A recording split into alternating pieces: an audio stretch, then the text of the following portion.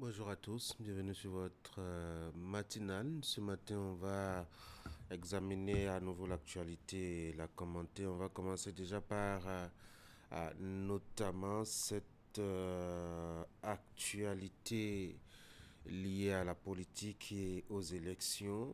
Le Parti des démocrates officiellement donc dans la course pour mettons les élections législatives prochaines. La une des journaux et la rue de presse passeront par ici pour vous donner de plus amples détails. L'autre actualité qui a été éclipsée par justement la politique et les élections, c'est l'actualité liée justement à l'examen du bulletin du budget général de l'État pour l'exercice 2026. Le moins qu'on puisse dire, c'est que celui donc de 2026 est en nette hausse par rapport justement à celui qui est en cours. Je veux parler de 2025. Alors, quelles sont les raisons et quels sont justement les éléments d'analyse qu'on pourrait porter? Nos débatteurs passeront par ici pour en dire deux mots. Le magazine de la semaine, ou de la journée, pardon, va vous aider à découvrir une jeune fille, c'est une étudiante qui essaye de se soutenir en faisant de la vente en ligne. Alors, avec un petit capital d'environ 15 000 francs CFA, elle tient son quotidien partagé entre la vente, le téléphone donc, et puis ses cours et ses photocopies. Elle nous dira deux mots, vous allez découvrir justement les joies et les peines de cette entreprise. Vous aurez les autres rubriques, hein, notamment le bulletin d'information avec Ingrid Dité qui passera par ici. Faut le dire, nous sommes mercredi, mais vous n'aurez pas votre rendez-vous économie. Jacques Débé est en léger congé. Bienvenue à tous.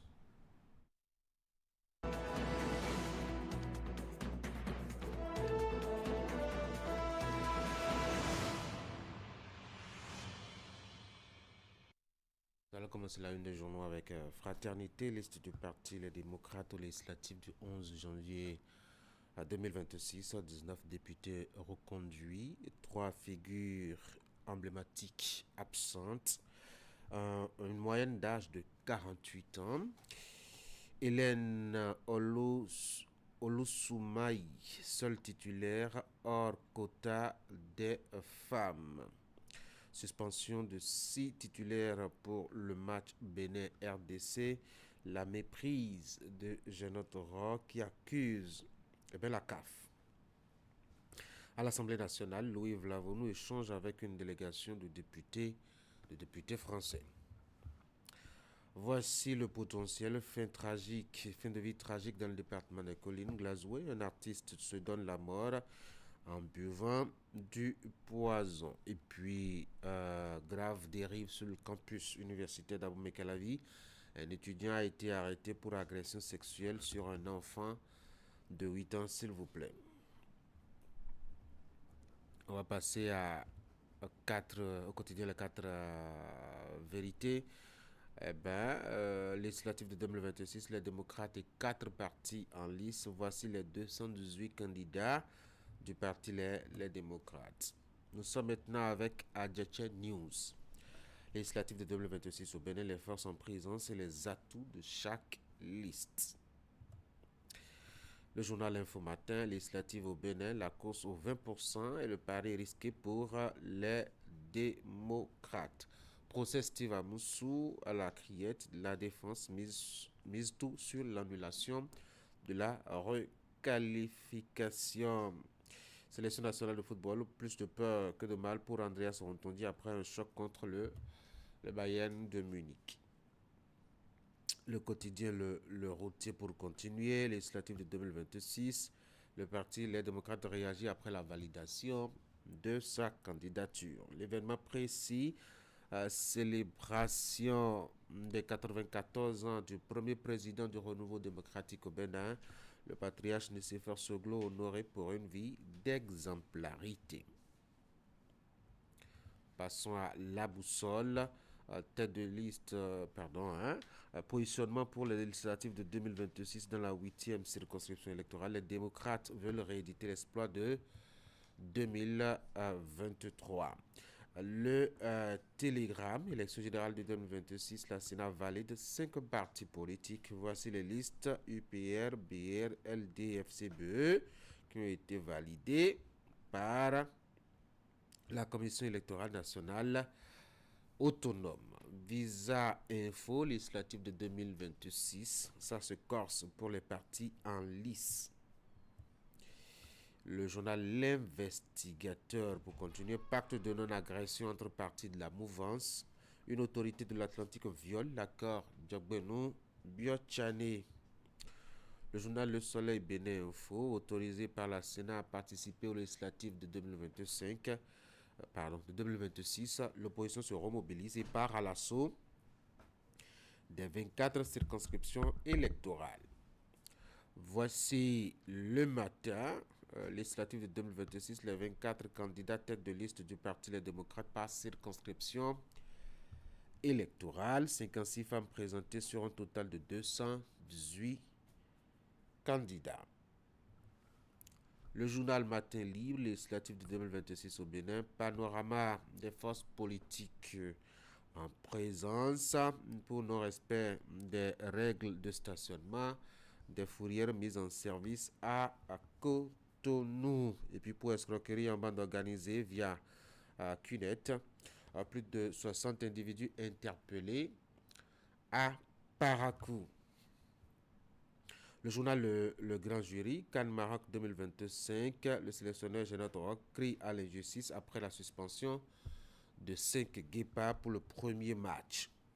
Le quotidien Le Meilleur, législatif de 2026, voici la liste complète des candidats titulaires et suppléants des partis Les Démocrates. Le journal L'Observateur, pour continuer, audience à la Cour constitutionnelle, le professeur Sousa reçoit la plateforme électorale des organisations de la société civile. La Nouvelle Gazette législative de 2026, la réaction du Parti des démocrates après la validation de sa candidature. Bénin intelligent, législative de 2026, 5 formations sont en piste, nous apprend le journal. Et voici Fraternité pour la deuxième lecture. Liste du Parti Les Démocrates aux législatives du 11 janvier 2026. 19 députés reconduits. 3 figures emblématiques absentes. Une moyenne d'âge de 48 ans. Hélène Olou Soumaï, seule titulaire, hors quota des femmes. Suspension de 6 titulaires pour les matchs Bénin-RDC. La méprise de Genot Aurore qui accuse la CAF, la Confédération africaine de football. À l'Assemblée nationale, Louis Vlavonou a échangé avec une délégation de députés français. Voilà ce qu'on peut retenir. Une des journaux ce matin, tout à l'heure, vous aurez quelques détails liés justement aux différentes informations relayées par les quotidiens. Et sommairement, vu à ce premier rendez-vous-là, ce sera dans la revue de presse à la fin de cette émission. Allez, on va passer au bulletin d'information maintenant avec Ingrid. Ingrid, bonjour. Oui, bonjour et bien bonjour à tous. Des voix continuent de se lever pour soutenir le duo du candidat du parti de la mouvance présidentielle pour les élections à venir. La dernière en date est celle de la coalition nationale sportive pour Miel de Wadaï, portée sur fond baptismaux il y a quelques jours. Le mouvement ambitionne de préserver les acquis du régime Talon. Vous aurez les images. Ah, vous en avez enfin. On dira 2 mots sur cette sortie du candidat du parti Foscori pour un Bénin émergent pour les élections générales, pour les élections présidentielles de 2026. Paul Hongpa était à Lobogo, dans la commune de Bopa, où il a échangé avec ses parents. C'est également le lieu pour lui de présenter aux populations de cette région tous ceux qui défendront les couleurs du parti lors de ces élections générales. Voici le bulletin.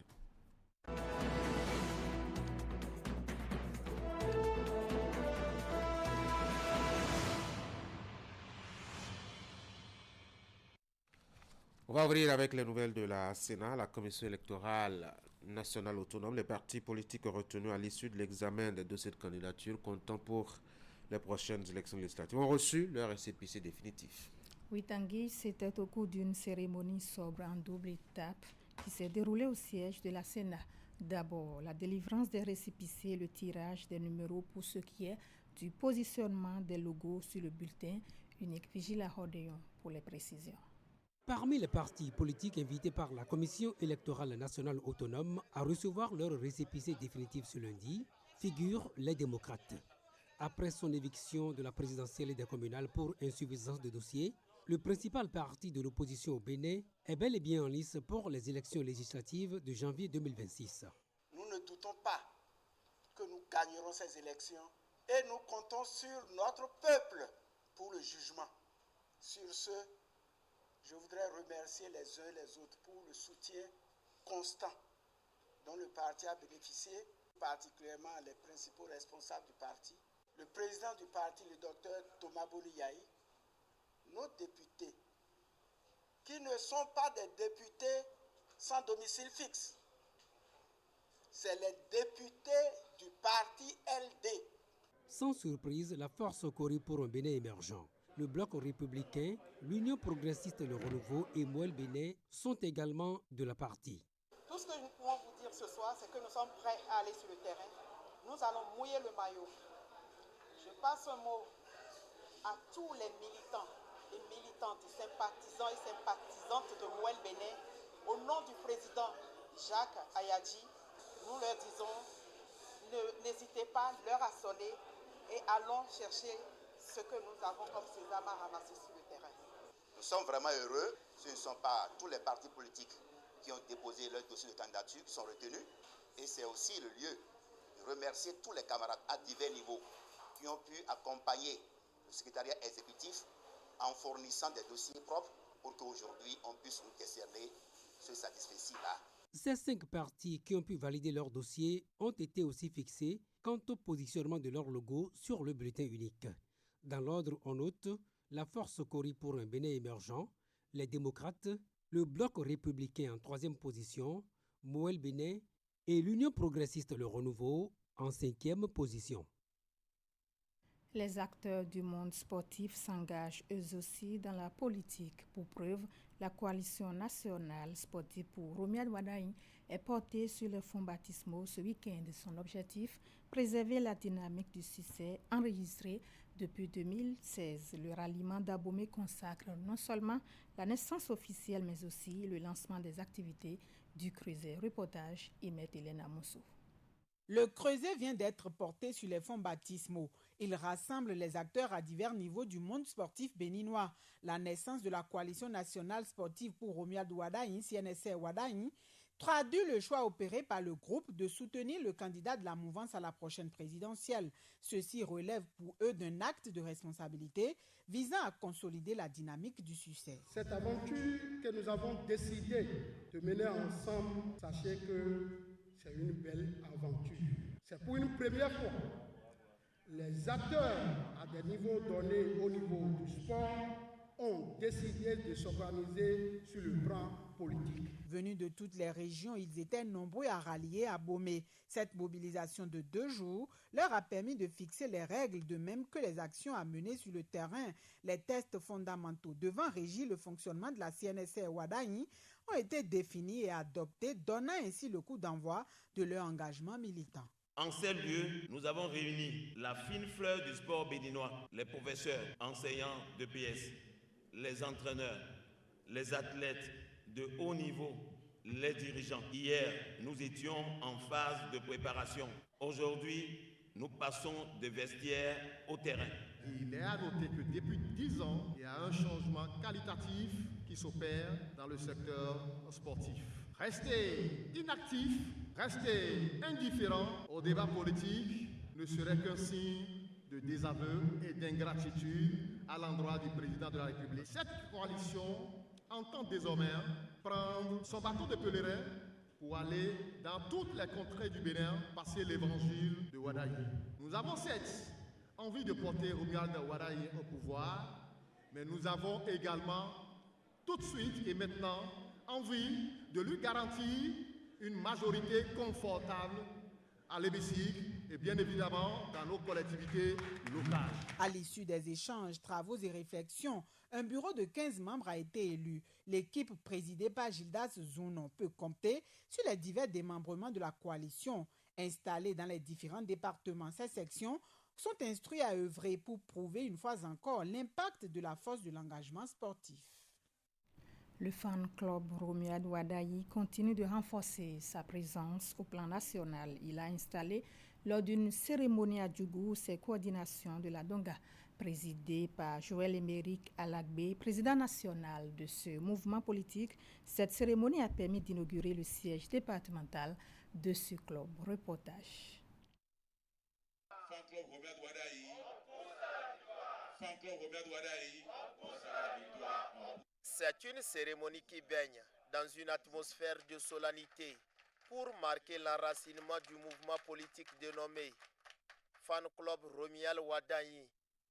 Elle consacre l'installation officielle de la coordination départementale ainsi que des coordinations communales de Djougou, Waké, Kopargo et Basila.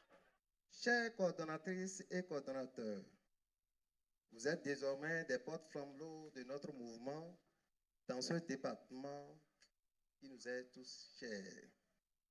Vous devez incarner nos valeurs, c'est-à-dire la discipline, la solidarité, le travail bien fait et surtout la loyauté envers la vision qui guide nos actions. Notre mission est claire. Renforcer la mobilisation, fédérer toutes les énergies positives, valoriser le mérite et tendre la main à toutes les filles et à tous les fils de la Donga qui croient en un Bénin plus solidaire, plus prospère et plus juste. En vous installant ce jour, je pense que la coordination nationale vous renvoie à une tâche énorme. Il vous est demandé d'aller dans vos différentes contrées pour sensibiliser vos proches sur les bonnes actions menées par le gouvernement.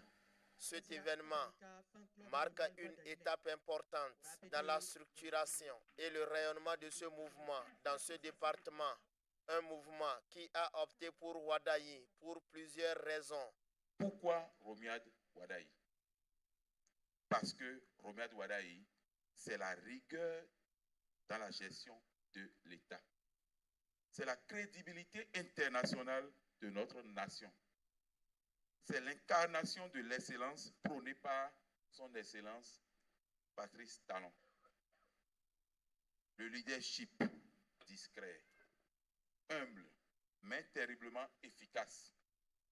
Je voudrais dire que nous sommes rassurés du choix qui est fait parce que le ministre d'État Romuald Wadayi, ce n'est pas un hasard, c'est le choix de Dieu pour le Bénin.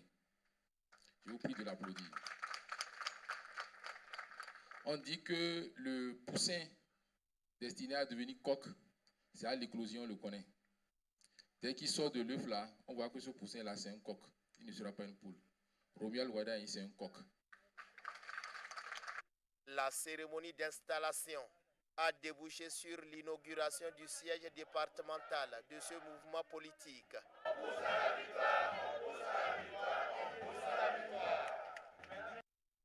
Paul Humpé, communé avec ses parents de Lobogor, un arrondissement de la commune de Bopa. Le candidat de la Force Cori pour un Bénin émergent en a profité pour présenter aux populations de cette région tous ceux qui défendront les couleurs du parti pour les élections générales qui s'annoncent au Bénin. C'était à la faveur d'un meeting organisé dimanche dernier. Voici le reportage que nous propose Nassis Alossey et Florent Dou. Une foule qui se tend à perte de vue pour une procession sur près de 500 mètres. Et Paul Humpé fait son entrée à Lobogor, le village qu'il a vu naître. Le candidat de la Force Cori pour un Bénin émergent et tout son état-major ont été accueillis en grande pompe par ses parents, à qui il est venu soumettre sa candidature. D'aller vers vous et de solliciter votre adhésion à cette grande vision que nous allons appeler la restauration de l'espoir. Nous voulons bâtir la fierté béninoise à partir d'un programme béton qui mettra l'homme au centre de tout. Avec moi, il n'y aura pas d'emploi supprimé ni de chômage au Bénin, a lancé Paul Humpé, pour qui son accession à la magistrature suprême du pays sera une réalité au soir du scrutin du 12 avril prochain. Que la nouvelle aille partout, au-delà du Bénin. Eh bien, en 2026, l'alternance est assurée. Il y en a qui me demandent, est-ce que tu vas vraiment prendre ça? Est-ce que tu es prêt? Eh bien, j'invoque les mânes de nos ancêtres. Sedio, Betoaya, Ouza Samako, mon papa, je prendrai ça. Profitant de la chaleur de ses parents, l'ancien ministre de Boni Yayi a saisi l'occasion de ce rassemblement autour de lui pour régler ses comptes avec ses détracteurs. Eh bien, pour n'avoir rien fait pour la commune, on est obligé de se promener de maison en maison, comme un oiseau mouillé, en disant des mensonges, en racontant n'importe quoi sur ma personne. Et je dis, chaque fois qu'on dit que Humpa est fini, Humpa est toujours debout.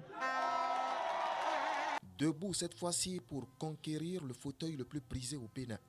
Son colistier Roch Judicaël Houanou, lui, a vanté les mérites de l'homme qui, selon lui, est doté d'une sagesse qu'il faut pour diriger ce pays. Tout comme le duo désigné pour la présidentielle de 2026, tous les candidats de la FCBE aux législatives et communales de janvier 2026 ont été aussi présentés à l'assistance. Autre volet de l'actualité à présent, le Bénin renforce sa stratégie de prévention contre les cancers du col de l'utérus liés au papillomavirus. Dans le département de l'Ouémé, la campagne nationale de vaccination a été officiellement lancée ce mardi au CG 1 de Dangbo. Les filles de 9 à 14 ans sont invitées à recevoir le vaccin du 1er au 5 décembre. Voici le reportage. À travers cette injection unique, les jeunes filles du CG1 de Dangbo reçoivent la dose de vaccin qui doit les prémunir contre les infections à papillomavirus, responsables dans de nombreux cas des cancers du col de l'utérus. Ce geste marque le lancement officiel dans le département de l'Ouémé de la campagne nationale de vaccination contre le papillomavirus. Le fardeau lié au cancer du col de l'utérus est énorme. Mais la vaccination est l'un des moyens les plus efficaces pour prévenir cette maladie. C'est pourquoi nous sommes fiers de lancer cette campagne de vaccination pour protéger nos filles contre ce fléau. Cette initiative de son Excellence le Président Patrice Talon et de son gouvernement avec l'appui des partenaires techniques et financiers marque un tournant important dans notre lutte contre le cancer du col de l'utérus, une maladie qui fait des ravages au sein de nos femmes, laissant des familles entières dans le désarroi total. Cette opération cible spécifiquement les filles âgées de 9 à 14 ans, conformément aux normes internationales de prévention. Et au-delà du milieu scolaire, plusieurs autres points de vaccination sont prévus afin de toucher le plus grand nombre et d'assurer une couverture protectrice optimale pour les adolescentes du département. La campagne se déroule sur la période du 1er au 7 décembre et sera suivie de l'introduction du vaccin anti-HPV dans la vaccination de routine. Au cours de la campagne, 2 lieux de vaccination sont distingués. La vaccination dans les écoles et collèges et la vaccination en communauté. À cet effet, les équipes de vaccination sont installées dans les centres de santé, les écoles et les lieux de vaccination identifiés dans les villages et quartiers de ville. Il s'agit notamment des places publiques, la maison du chef de village ou chef de quartier, des lieux de culte, des marchés. Les parents ont du 1er au 5 décembre pour faire vacciner leurs filles concernées. 5 jours donc pour protéger une génération entière de jeunes filles contre les cancers du col de l'utérus. Et voilà Tanguy, ce sera tout pour cette session d'information. C'était donc le bulletin de l'information sur l'Actu Matin présenté par Ingrid. Ingrid, merci beaucoup. Très bonne journée. Merci, pareil Tanguy. Merci beaucoup. Mesdames et messieurs, la suite d'Actu Matin, un autre bulletin. Voici les sports.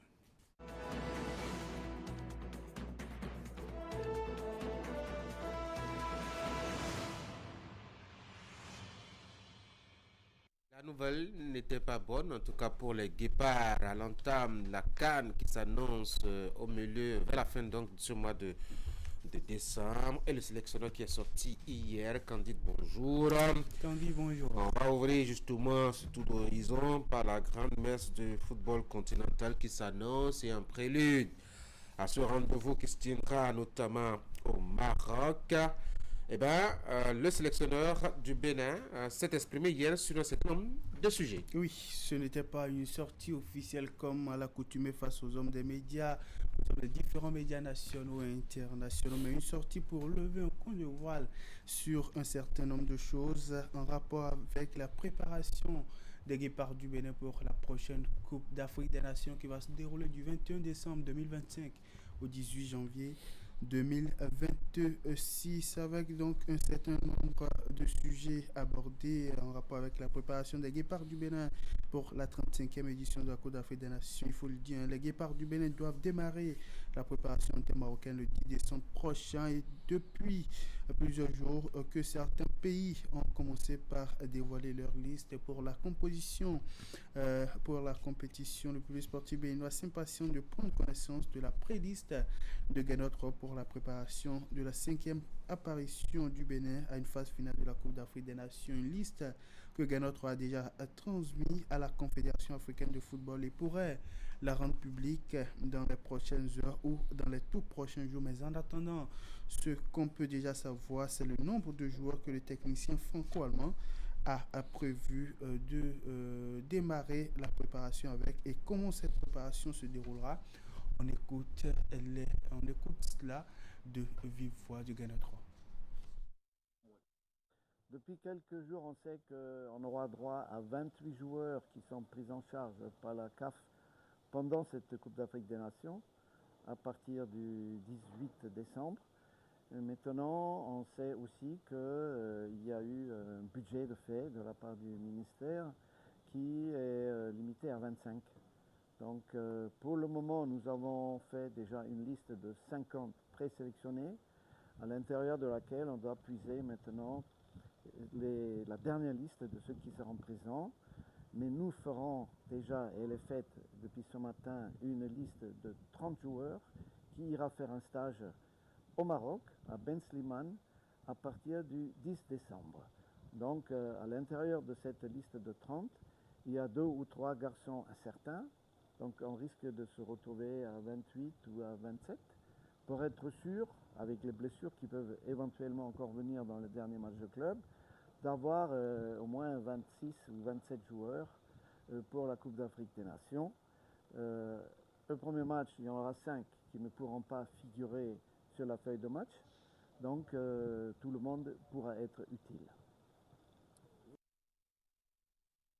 Voilà donc au cours de cette préparation des Guépards pour la Coupe d'Afrique des Nations Maroc 2025, les Guépards auront droit à un test avant de rentrer dans la dernière ligne droite de la préparation. Ça sera face à l'équipe des Pontais du Gabon en amical international pour tester la cohésion de jeu et surtout essayer certains joueurs qui pourraient jouer le premier match face à la République démocratique du Congo le 23 décembre prochain, puisque pour ce premier match, pour l'entrée en lice de la sélection nationale du Bénin, 5 titulaires habituels ne seront pas dans le 11 de départ à faute de cumul de cartons jaunes lors des éliminatoires de cette Coupe d'Afrique des Nations qui pointe à l'horizon. Ce match amical va se jouer le 16 décembre 2025 en terre marocaine avant que les Guépards ne prennent la direction de leur camp de base à Rabat pour la suite de la préparation. Le Bénin qui fera son grand retour à la Coupe d'Afrique des Nations après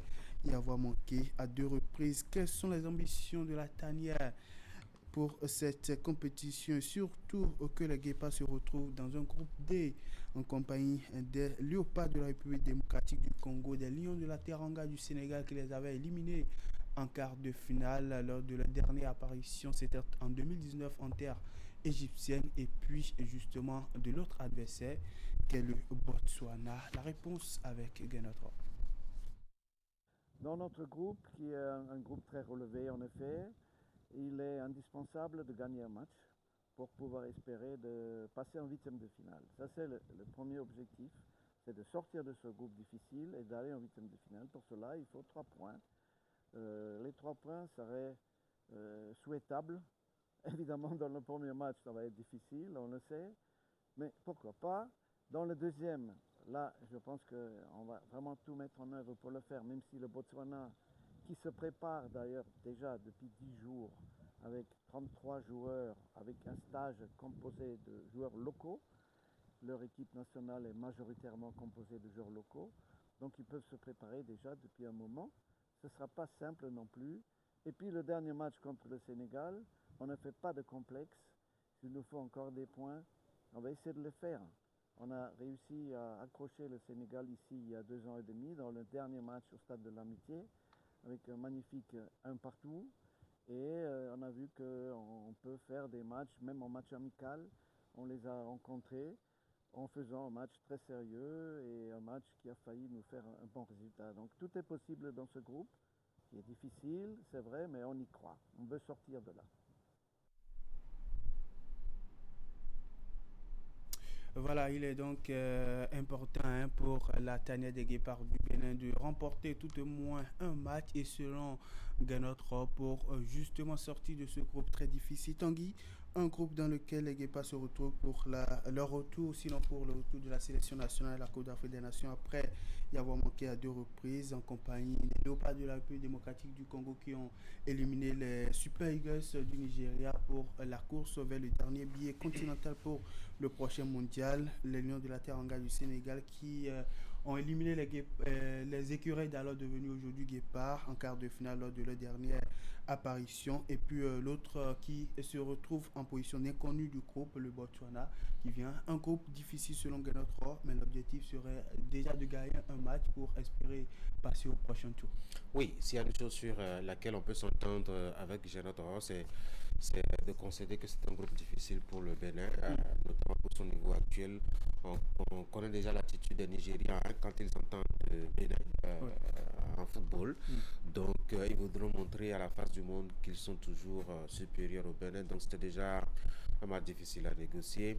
Quand on voit un peu le niveau de la RDC aussi, la RDC qui a éliminé le Nigeria, c'est dit que 2 fois ils sont supérieurs donc aux Béninois. Vous avez parlé du Sénégal aussi qui quand même a fait un excellent travail, notamment lors de la campagne pour la qualification, mais aussi pour les préparatifs. On sait qu'ils se sont inclinés 2-0 face au Brésil, mais le match d'après qu'ils ont imposé un 8-0 à une petite équipe qui ne l'oubliera pas de sitôt. Donc vraiment c'est un groupe un peu difficile pour nous, même si on pense qu'on peut jeter notre dévolu sur le petit Botswana. Encore que quand vous voyez ce qui s'est passé, notamment dans les 2 précédentes CAN, on a vu de petits poussées comme ça, comme le Zimbabwe, tenu tête par exemple à l'Égypte, on a vu la Sierra Leone et autres, le Cap-Vert qui ont fait des merveilles à ce rendez-vous. C'est-à-dire que quand les gens arrivent à ce stade, c'est un autre visage qu'ils offrent. Et j'espère que les nôtres aussi vont nous offrir un autre visage. Sinon, si c'est ce que nous faisions jusque-là, que nous allons faire là-bas, il vaut mieux signer forfait pour les 3 matchs et rentrer tranquillement. Surtout qu'on a encore 5 titulaires qui ne seront pas à la partie dès le premier match. C'est fort inquiétant. Mais ce qu'on peut souhaiter, c'est qu'enfin, après autant de participation à la CAN, qu'enfin le Bénin puisse décrocher ses 3 premiers points sans pénalty. En match de poule, ça va être vraiment la meilleure chose qu'on pourrait faire à cette CAN. Justement, il faut le rappeler, le Bénin qui n'a jamais gagné de match officiel à la Coupe d'Afrique des Nations. La dernière participation du Bénin, c'est la dernière apparition du Bénin à la Coupe d'Afrique des Nations où les Guépards ont réussi à briser le plafond de verre, se hisser en quart de finale. C'était justement 3 matchs nuls au cours de la phase des groupes. Après, il y a eu cette victoire à la séance des tirs au but face au Lion de l'Atlas du Maroc, que les Marocains ne sont pas prêts à oublier, surtout que la Coupe d'Afrique des Nations se déroule cette fois-ci en termes marocains. On a quand même marqué, je dois dire, tous les esprits à l'époque et on espère véritablement qu'on pourra aussi le marquer. Cette fois-ci, on a nos chances de toute façon parce que rien ne nous dit que le jour où on aura le match face à la des Congo, que tous les joueurs congolais se réveilleraient de bon pied, comme on le dit chez nous. On va prier que les nôtres soient en bonne santé et surtout dans les bonnes dispositions mentales, psychologiques, physiques aussi, pour pouvoir répondre justement à l'exigence que demande justement cette première rencontre. C'est ça. Et pour cette 5e apparition de la sélection nationale, que la sélection nationale s'apprête à faire, la Coupe d'Afrique des Nations, et surtout compte tenu des derniers résultats des Guépards lors de leur dernière sortie, notamment face au Nigeria, défaite 4-0 à Ouyo, et puis défaite 3-0 face aux étalons du Burkina Faso en terre marocaine. Le sélectionneur appelle tout le monde à l'union pour une participation plus ou moins considérable des Guépards à la Coupe d'Afrique des Nations au Maroc. Suivons ici l'appel de Guénotro. Il faut rester positif, il faut vouloir faire la fête. Il y a des mauvaises nouvelles, les suspensions, les absences, les blessures. Mais c'est une telle fête, la Coupe d'Afrique des Nations. C'est ma 4e. J'ai eu la chance déjà d'en faire 3 avec d'autres pays et de remporter des médailles.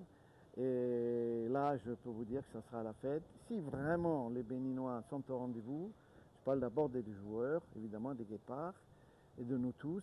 Ça peut être une fête magnifique et que tout le monde s'en souviendra. Ça procure des émotions, il y a des couleurs, il y a de l'ambiance, des fantastiques stades au Maroc avec un pays qui a une hospitalité extrêmement importante. Et on va essayer de profiter de tout ça et surtout de produire du bon football dans un esprit sportif, de solidarité et d'amitié.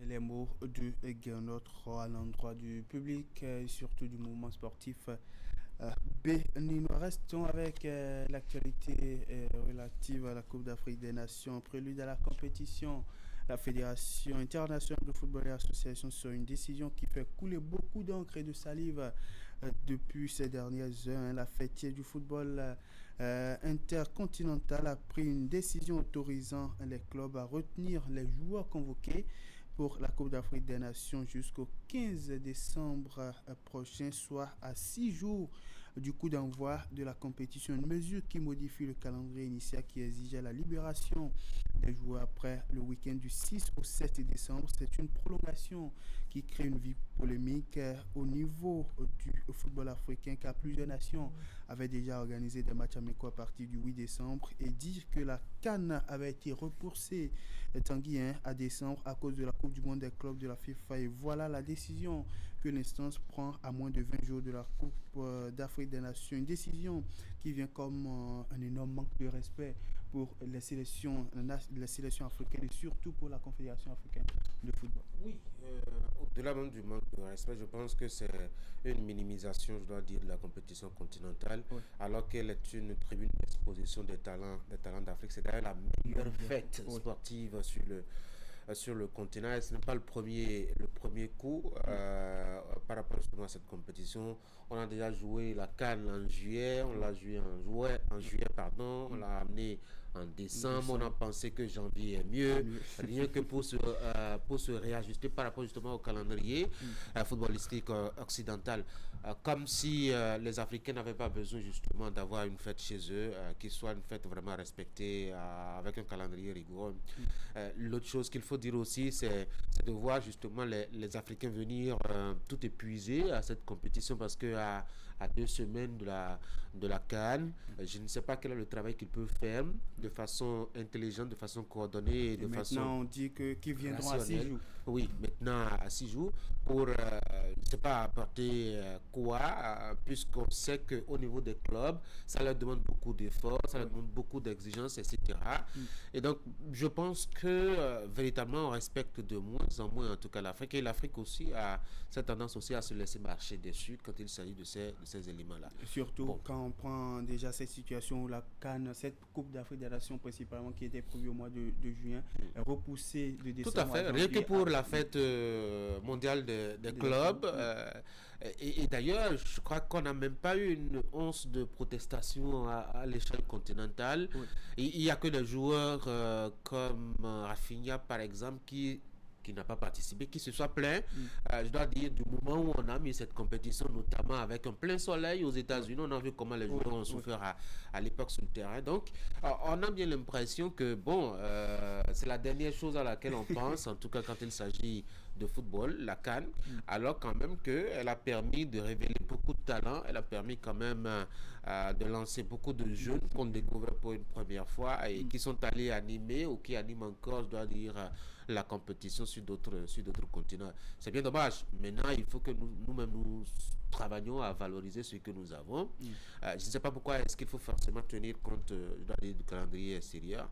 Il faut peut-être que nous ayons une organisation autour de notre football qui tienne compte véritablement des réalités de chez nous, etc. On a avancé des arguments comme quoi nous sommes en Afrique, on a 2 grandes saisons, saison 16, saison pluvieuse. C'est pourquoi on a déplacé ça de juillet pour mettre ça en janvier. Et voilà qu'en janvier, ça les perturbe encore. Maintenant, ils veulent retarder et retenir les joueurs. Peut-être même qu'il faut même les retenir jusqu'à la fin de la première phase, la phase de groupe, quitte à venir jouer le quart de finale, et passer à autre chose. Je pense sincèrement qu'on a un problème avec la CAF. Et surtout la CAF qui peine à dire qu'il y a beaucoup de malades à taper du poing sur la table et dit non à la Fédération internationale de football et association. En tout cas, de toutes les façons, la compétition aura bel et bien lieu du 21 décembre au 18 janvier prochain. Il faut le dire, plusieurs nations sur la ligne de départ, dont le Bénin, avec le retour de notre sélection nationale à la Coupe d'Afrique des Nations après son absence au Cameroun et puis en Côte d'Ivoire lors des 2 dernières éditions. Tanguy, on va passer à autre chose. Oui, on va parler des plus jeunes.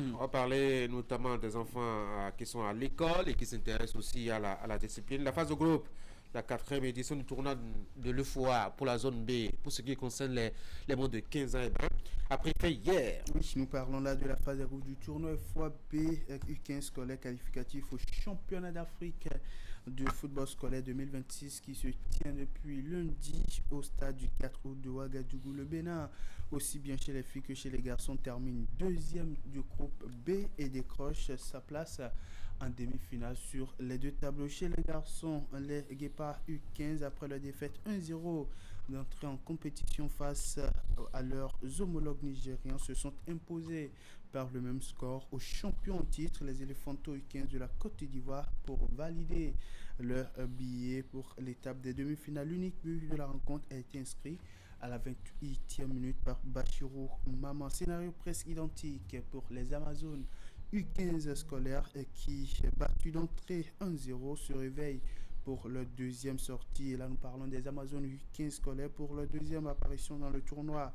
Elles dominent le Niger pour de la première à la dernière minute et s'imposent logiquement 3-0 grâce à un triplé d'Elisabeth Noati avec des buts marqués respectivement à la 3e, 15e et 40e minute de jeu. L'attaquante donc de la sélection du littoral lors de la première édition de la Ligue nationale scolaire à Abomey et qui démontre donc tout son savoir-faire lors de cette compétition sous-régionale qui est bien entendu qualificative au championnat africain de football scolaire de 2026. Place désormais aux demi-finales ce mercredi avec un double choc face au pays organisateur.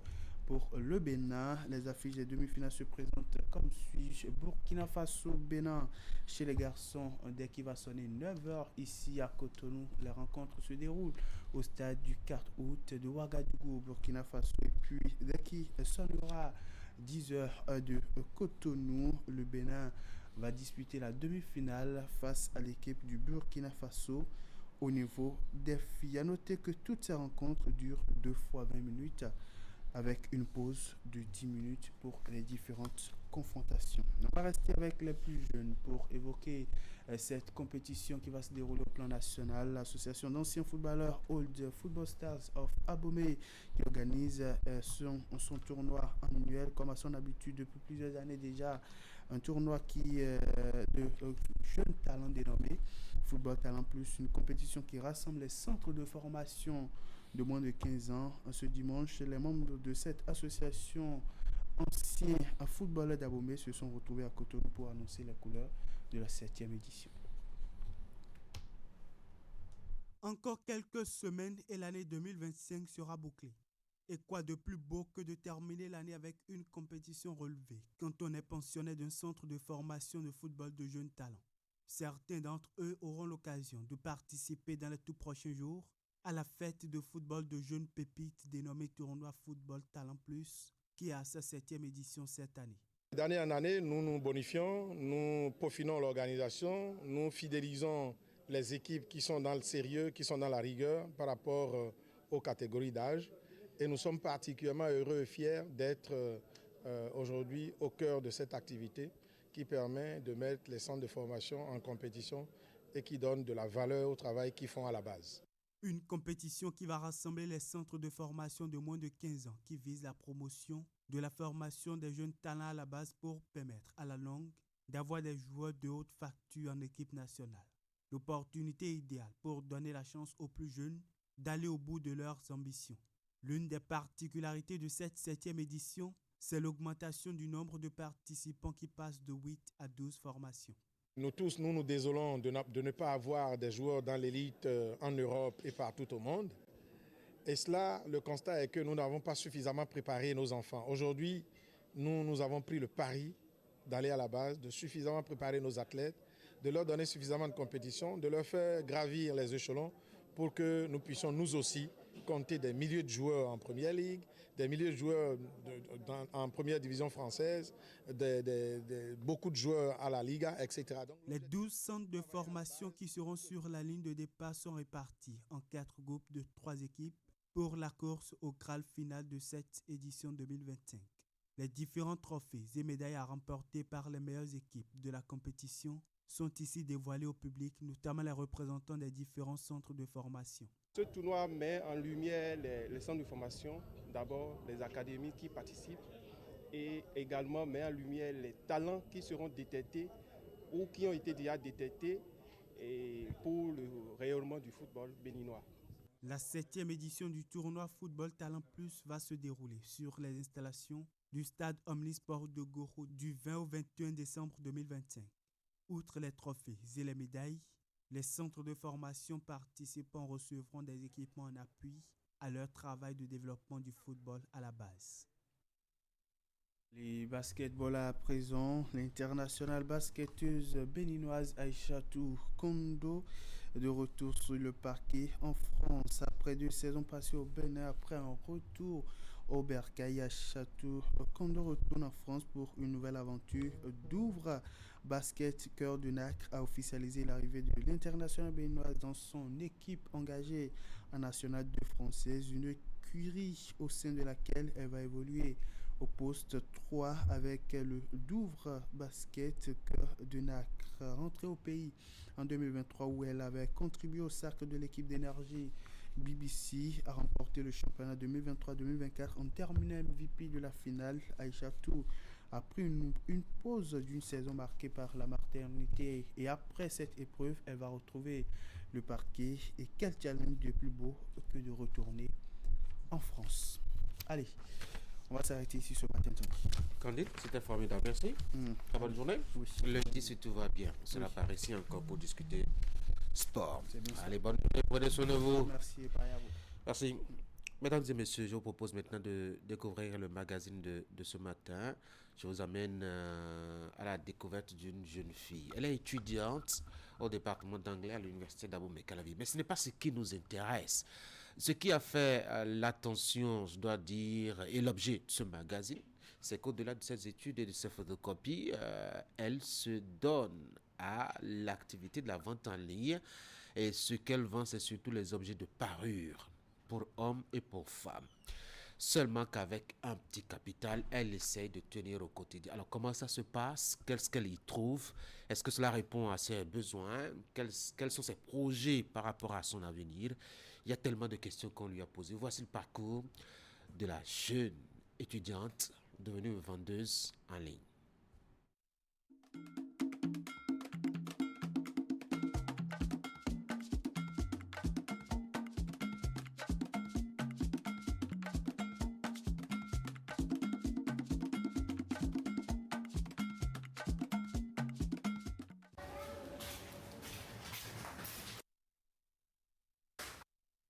Nadine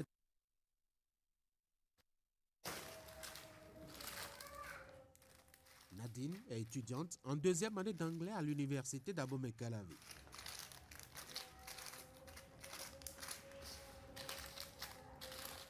Depuis plus d'1 an maintenant, elle a décidé pour s'occuper des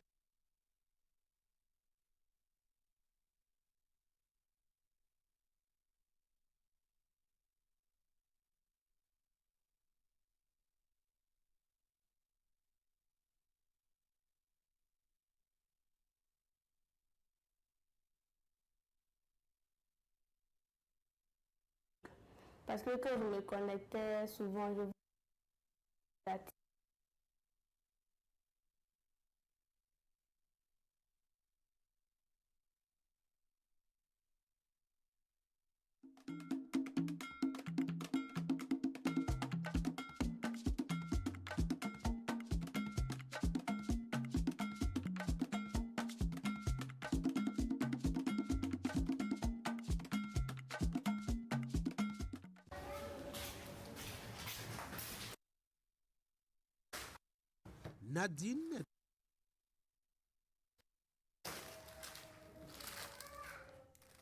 Nadine est étudiante en deuxième année d'anglais à l'université d'Abomey-Calavi.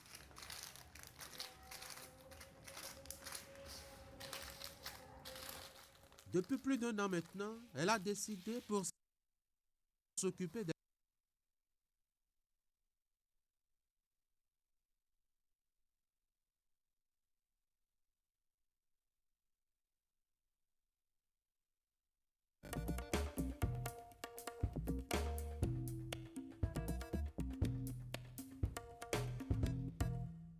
à l'occasion de la quinzaine consacrée à la lutte contre et à la sensibilisation, bien sûr, contre le VIH-Sida courant le mois de décembre.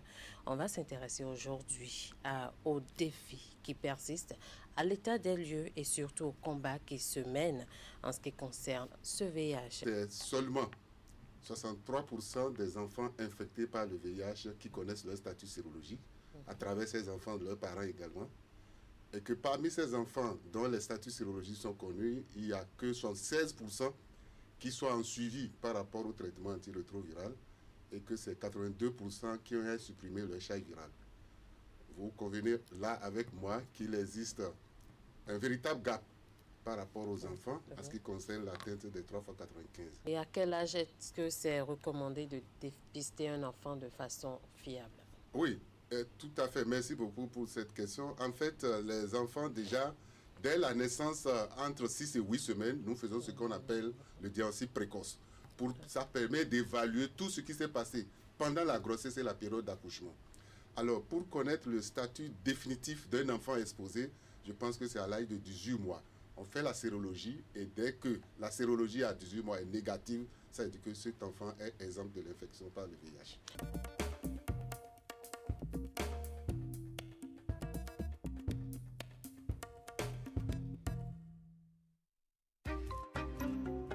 La cybercriminalité est un fléau à l'antipode du développement socio-économique durable et de la crédibilité de notre pays. Ne permettons pas aux cybercriminels et gaïmans de salir la réputation de notre pays et de ruiner nos efforts collectifs en faisant fuir les investisseurs. Ensemble, combattons la cybercriminalité en dénonçant les gaïmans. Pour tout renseignement et assistance contre la cybercriminalité, appelez les numéros 63 09 51 61, 63 09 51 62, 65 48 78 74 ou écrivez à l'adresse mail ocrc@dgpr.bj.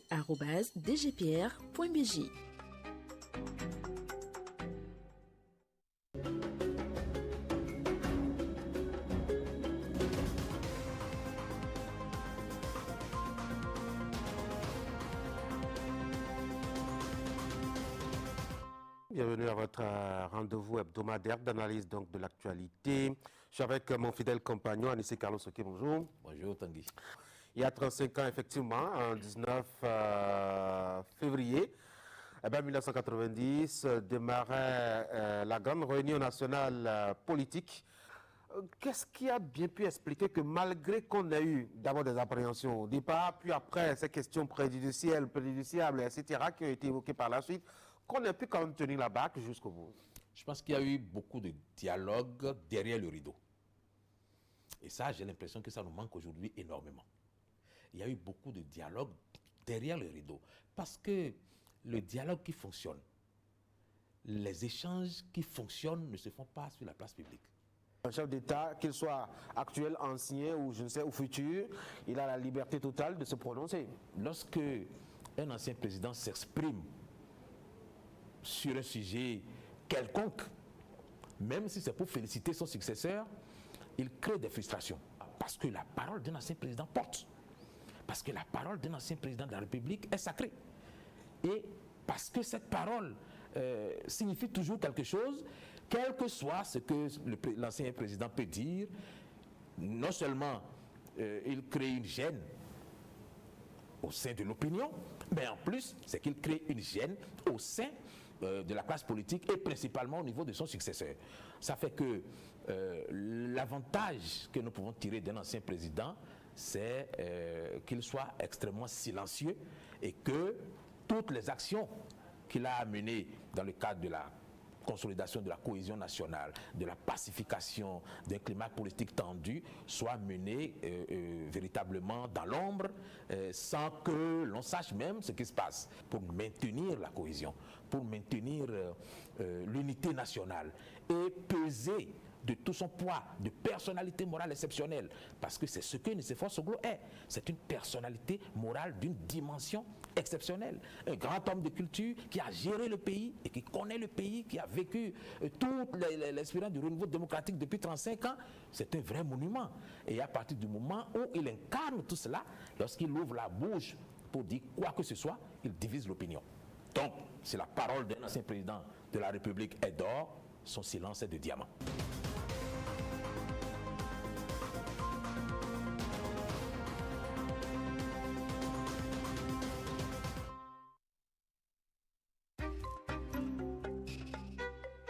Le Gaiman est un acteur cybercriminel qui utilise illégalement les nouveaux systèmes informatiques pour soutirer de l'argent aux paisibles citoyens en les escroquant ou en les volant. Une telle activité est une infraction à la loi et est passible de sanctions contre les acteurs et leurs complices, parents, amis, religieux, spiritualistes et charlatans. Ne soyons pas naïfs. Il n'y a pas de réussite sociale sans effort. Pour tout renseignement et assistance contre la cybercriminalité, appelez les numéros 63 09 51 61 ou le 63 09 51 62, le 65 48 78 114 ou écrivez-nous à l'adresse mail ocrc@dgpr.bj.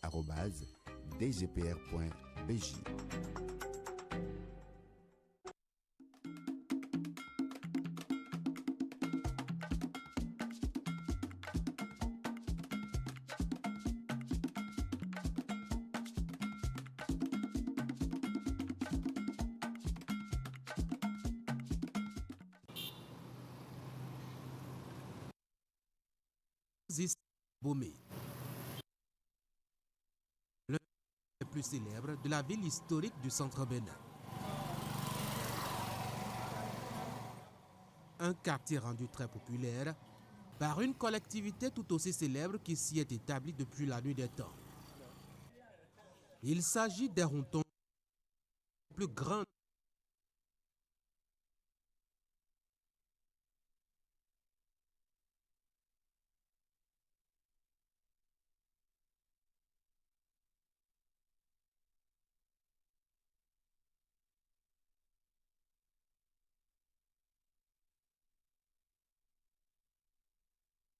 C'est pourquoi dans chaque famille, il y a toujours un...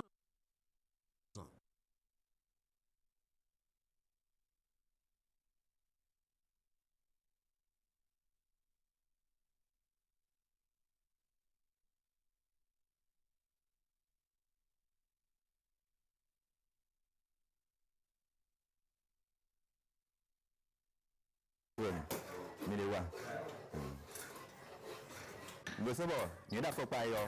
mais pour les filles et le qu'on content ici pour du pont et non content ici pour il faut pas né deux pont on m'a sorti et bien et quand tout nous pour nous yo et non les play mais si ben on a tchata bon pour le flé content lié et à notre c'est né mignon mais diawo et là faut pas me bébé.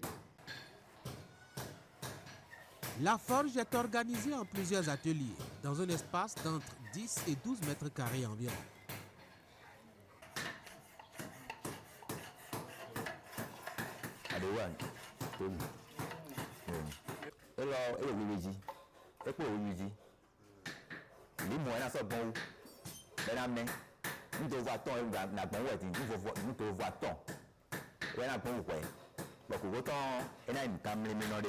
Bena se gbonji bena kon tanji bena ha ti ha bi e ko ha buwe abu ton de ko ha ba fi e le na igmo ede ne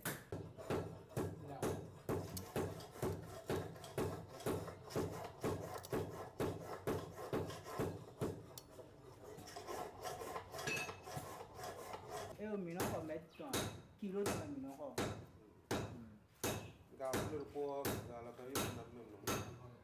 dépend des n'ablois de si nous avons.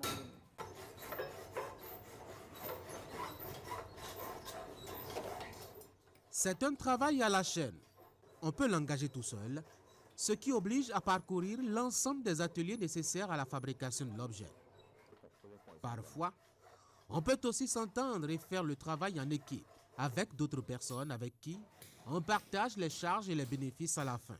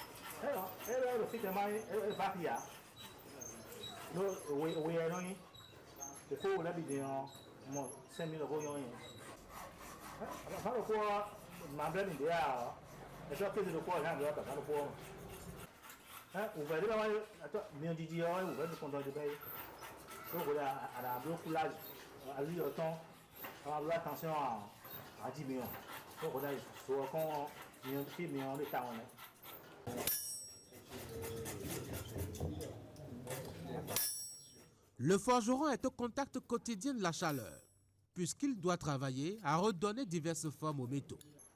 Cela passe par une première étape de la formation du prototype de l'objet à fabriquer et du choix de la matière à utiliser.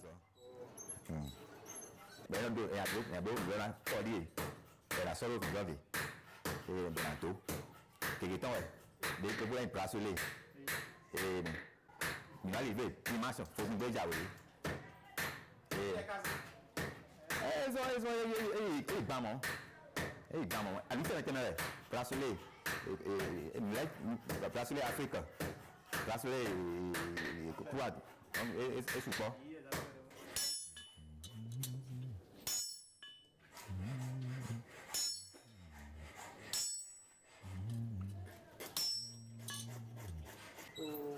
Tant que le sol plein et vous dites que nous minamblo attend peu de coup l'eau est une des ouvert au fait.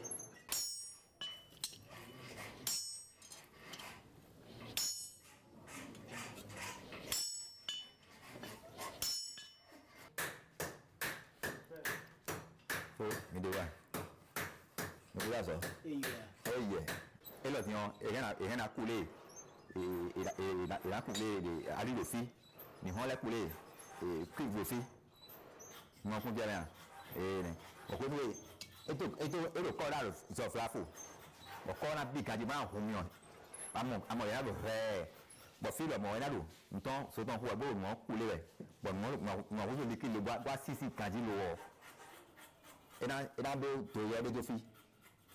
Vous êtes content si temps. Et à ce tour, il faut que vous ayez l'école de bain, et pas le couple et bouger vos chaillots.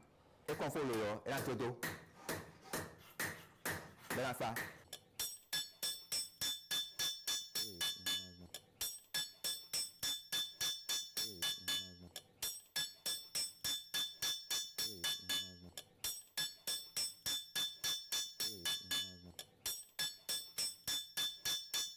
Nika kula na blo yo ni no tibo ko no leko e mai sa blo na ten ya aka blo ko leko do yo so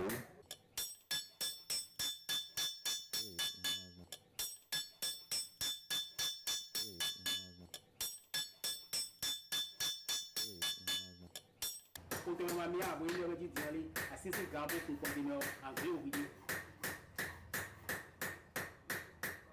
ko to ma mi a ganji abuna asisi gambo ni ko to me kale mia bi na le mia ti ze wa asisi kan o do ni yo ji jali ele ti na ti yo en ale wa esi wa ti ba fo ko esi wa ti mo ti a filo le na wa ni ni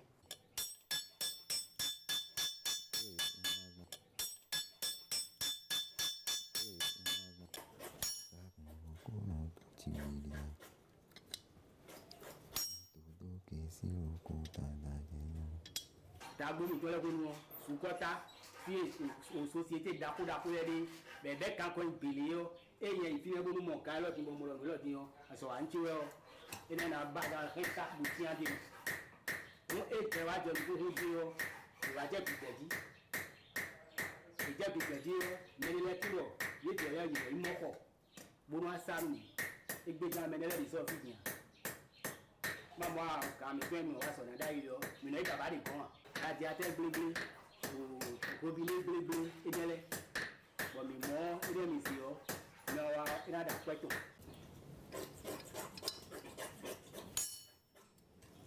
Si le métier a résisté au temps et traversé de nombreux siècles, il a perdu un peu de sa superbe.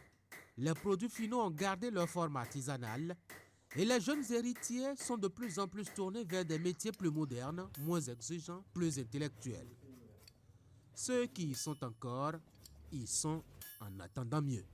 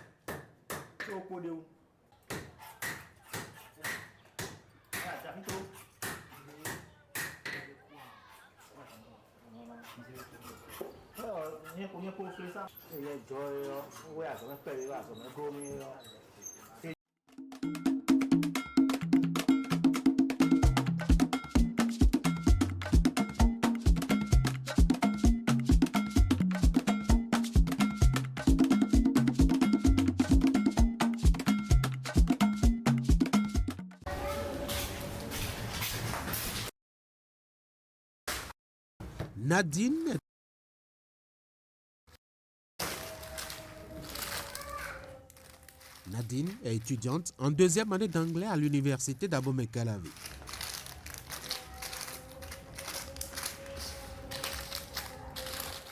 Depuis plus d'1 an maintenant, elle a décidé pour s'occuper des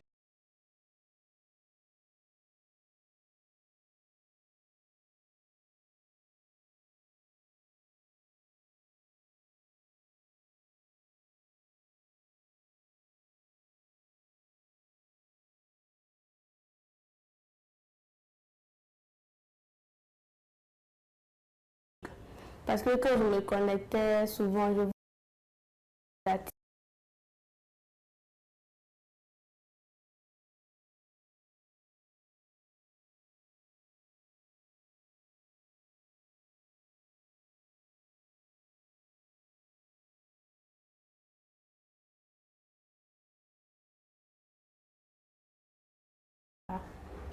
et j'ai commencé. En découvrant les possibilités de faire des affaires en ligne, Nadine a décidé de se donner sa chance. Avec un petit capital de départ, elle se fait un stock de produits dont elle met les photos en ligne sur ses canaux digitaux d'information et de communication.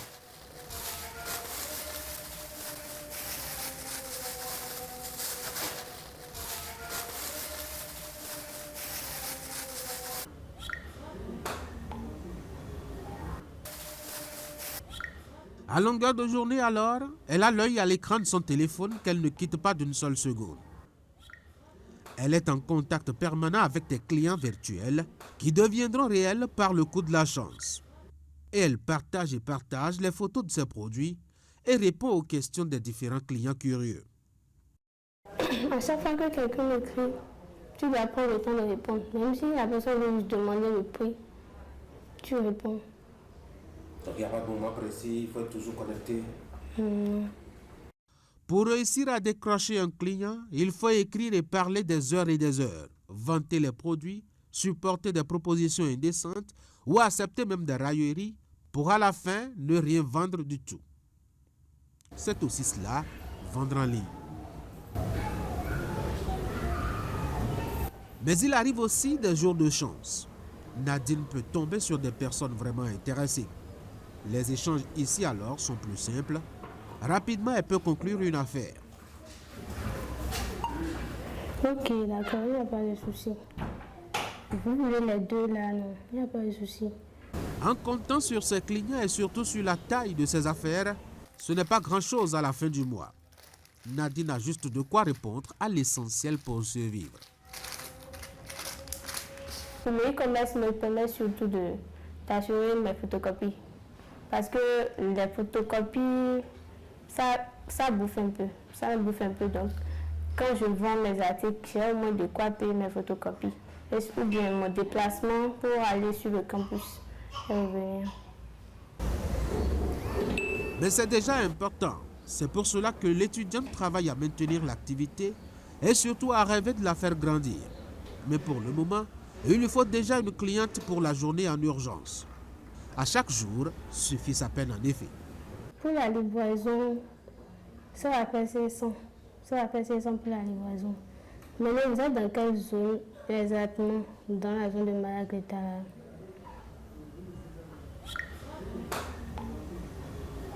Dame Chance, qui n'est pas loin, a décidé aujourd'hui d'être à ses côtés. Ce n'est pas tous les matins que cela arrive. La cliente à l'autre bout du fil a accepté d'acheter. Ok, bon, actuellement je suis non loin du gazoduc là. Je suis dans un centre là qu'on appelle Joal. Je ne sais pas si vous connaissez. C'est après l'école La Fierté qui est au bord du pavé. Déjà arrivé au niveau de La Fierté, si vous demandez c'est où Joal, les gens vont vous l'indiquer. Donc déjà si au plus déjà dans 45 minutes comme ça, vous pouvez déjà être là. Parce que c'est ça, je vais attendre avant de bouger en fait. Sinon en réalité, je ne suis pas vraiment dans la zone, j'ai juste fait un tour.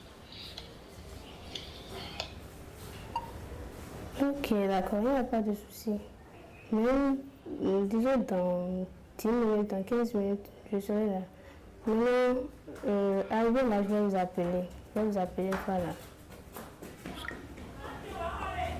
Pour des articles vendus entre 1000 et 5000 francs CFA, il faut espérer un bénéfice d'à peine 3 ou 500 francs CFA. Cumulé tout au long de la journée, Cela donne une petite provision financière pour soulager les petits besoins d'une étudiante. Aujourd'hui, le e-commerce pour moi, ça m'aide vraiment. Ça m'aide vraiment parce que il n'y a personne pour te dire, bon, prends ci pour tes besoins, prends ça, ça c'est pour peut-être manger et tout ça. Donc ça me permet de survivre, de subvenir à mes besoins.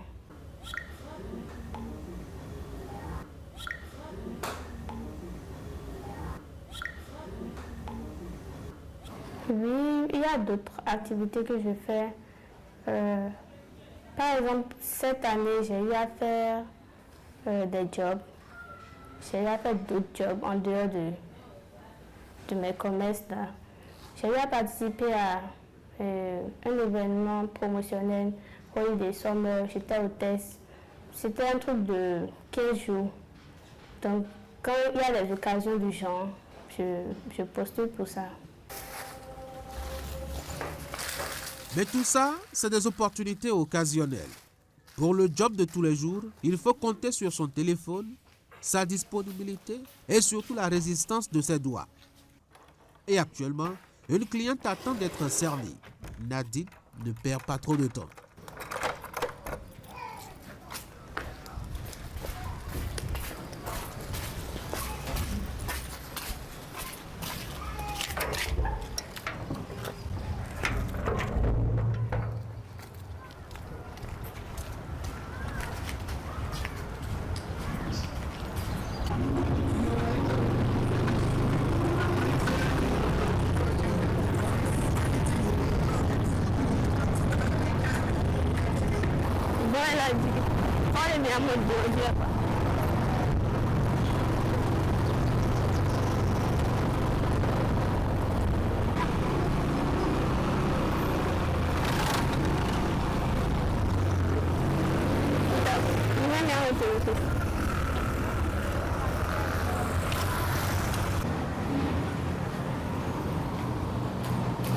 Sur les lieux, il faut prier pour que la cliente soit joignable.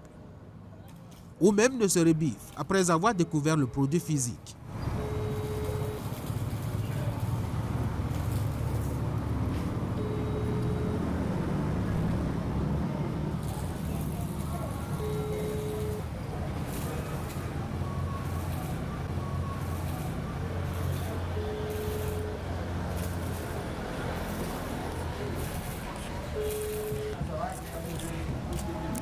Elle n'est pas en train de décrocher. Je vais lui écrire. Oui, ça arrive. Et puis tu vas essayer plusieurs fois, mais pas de réponse. Je laisse des messages. S'il n'y a vraiment pas de réponse là, je suis obligée de rentrer. Donc je vois qu'elle n'est pas près de son téléphone. Donc peut-être je vais essayer.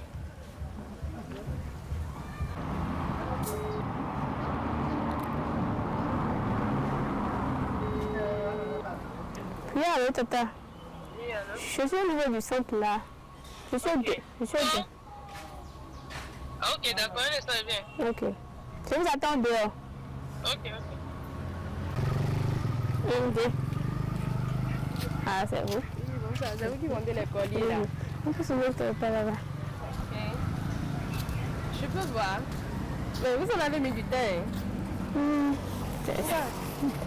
Ça arrive comme ça, ça arrive. C'est ça que c'est pas noir, c'est pas... Non. J'avais pris d'autres colliers là, vraiment, c'était pas bien. C'est un peu différent, hein. C'est pas exactement comme sur la photo. Si. Le décalage esthétique qu'il y a souvent entre la photo et l'objet peut parfois poser un problème entre les acteurs du e-commerce et leurs clients. Nadine croise les doigts alors. C'est sûr que ça ne va pas noircir. Non. Il faut bien regarder la qualité de la soie. J'avais pris d'autres là, ça avait vite noirci, ça m'avait un peu découragé. Non, ça va pas noirci. Ok. Ça va combien? Ça va 4 000. Tu veux pas me faire l'édition? Hein? Fais l'édition, il faut y aider. Si tu veux faire l'édition, la prochaine fois, je vais encore acheter. Pour lui, il n'y a pas de souci. Je ne suis pas faire l'édition là. Je fais une réduction de 100 francs. Hey! Si j'ai besoin de 200 francs, peut-être la prochaine fois. Quand je vais sur le net, j'ai plusieurs options. Je vois les différences de prix, la proximité de celui qui vend, mais celle qui vend. Si ça m'arrange, je vois que c'est mieux, quoi. Et comme c'est aussi paiement la livraison, si je vérifie la qualité, c'est bon. Vous ne vendez pas des choses mauvaises là? Non. Puisque je dois regarder avant de payer. Si je regarde avant de payer, c'est que je suis d'accord. Donc il peut arriver, il arrive parfois. J'ai fait ça une fois, je n'étais pas d'accord parce que c'était pas la photo. La photo était truquée en fait. Donc je n'ai pas apprécié. Donc j'ai oublié. Mais là j'ai payé le déplacement. Mais j'ai pas pris le produit. Disons, comme je fais une réduction de 200 francs, ça revient et l'unité revient à 1800. Ok, donc ça à 1800 fois 2. Voilà. Ok. Plus les 500 francs. Ça tu veux bouffer mon alliance pas. C'est la première fois. Comment vous trouvez son service? Oui, c'est bon. Elle n'est pas mal comme c'est bon. Je pense garder contact avec elle. Merci. Je vous en prie. Ciao, la monnaie, j'espère. Enfin, la transaction est terminée. La vendeuse peut pousser un ouf de soulagement. Cela n'était pas gagné d'avance. Je voulais garder ma monnaie pour prendre Zélimé là. Quand la cliente a dit d'abord que c'est pas exactement comme ce qu'elle a vu sur la photo, bon, ça fait un tic d'abord, mais bon. Mais comme elle a su apprécier aussi ce que j'ai amené, donc je suis contente. Voilà. Vous avez eu peur quand elle voulait refuser là? Oui, là, ça fait peur. On se dit, mais j'ai fait tout ce déplacement pour ici et puis elle va dire maintenant qu'elle va prendre. Donc on essaie de trouver les mots pour. Une de gagnée à qui il faut surtout laisser une bonne impression.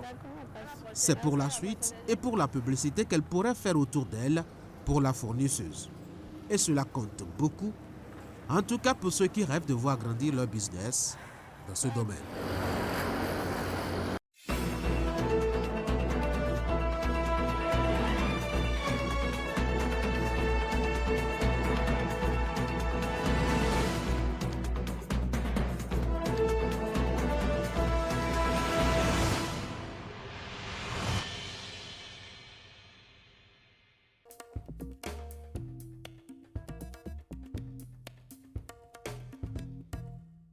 À l'occasion de la quinzaine consacrée à la lutte contre et à la sensibilisation, bien sûr, contre le VIH/SIDA courant le mois de décembre, on va s'intéresser aujourd'hui aux défis qui persistent, à l'état des lieux et surtout au combat qui se mène en ce qui concerne ce VIH. C'est seulement 63% des enfants infectés par le VIH qui connaissent leur statut sérologique, à travers ces enfants, de leurs parents également. Et que parmi ces enfants dont les statuts sérologiques sont connus, il n'y a que 16% qui soient en suivi par rapport au traitement antirétroviral et que c'est 82% qui ont supprimé leur charge virale. Vous convenez là avec moi qu'il existe un véritable gap par rapport aux enfants en ce qui concerne l'atteinte des 3x95. Et à quel âge est-ce que c'est recommandé de dépister un enfant de façon fiable? Oui. Tout à fait, merci beaucoup pour cette question. En fait, les enfants déjà, dès la naissance, entre 6 et 8 semaines, nous faisons ce qu'on appelle le diagnostic précoce. Ça permet d'évaluer tout ce qui s'est passé pendant la grossesse et la période d'accouchement. Alors, pour connaître le statut définitif d'un enfant exposé, je pense que c'est à l'âge de 18 mois.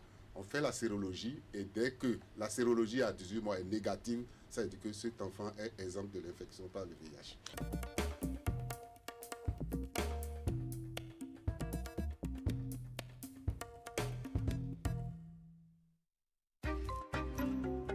La cybercriminalité est un fléau à l'antipode du développement socio-économique durable et de la crédibilité de notre pays.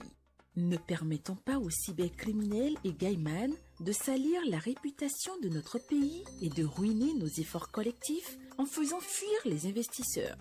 Ensemble, combattons la cybercriminalité en dénonçant les gaïmans. Pour tout renseignement et assistance contre la cybercriminalité, appelez les numéros 63 09 51 61, 63 09 51 62, 65 48 78 74 ou écrivez à l'adresse mail au crc@dgpr.bj.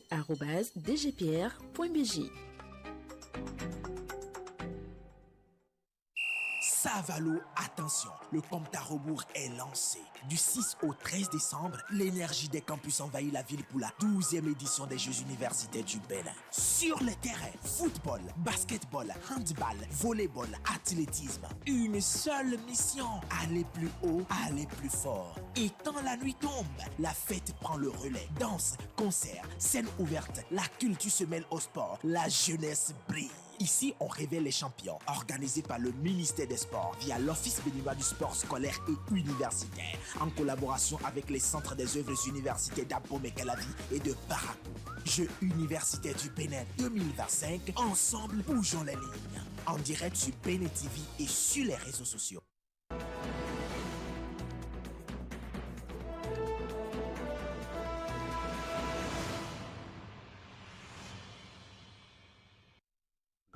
Sur ce plateau pour nos moments à débat, alors qu'il sonne 8h35. On va parler de cette actualité éclipsée par notamment les sujets électoraux et politiques. Je veux parler du budget général de l'État pour l'exercice 2026. Actuellement, les députés s'y penchent après avoir écouté les ministres sectoriels. Mais de façon globale, déjà, faut-il retenir que le Bénin projette en tout cas de mobiliser et de dépenser pour l'année 2026 environ 3700 milliards de francs CFA à peu près, avec une projection comparativement à 2025 de 6,6% à peu près. Alors, quels pourraient être, je dois dire, les sujets d'intérêt liés justement à ce budget projeté et à quoi faut-il s'attendre quand on voit un peu ce que cela contient par rapport à 2026. Ce sont les sujets autour desquels on va échanger. Éric, bonjour. Bonjour Tanguy. Bonjour. On a une progression.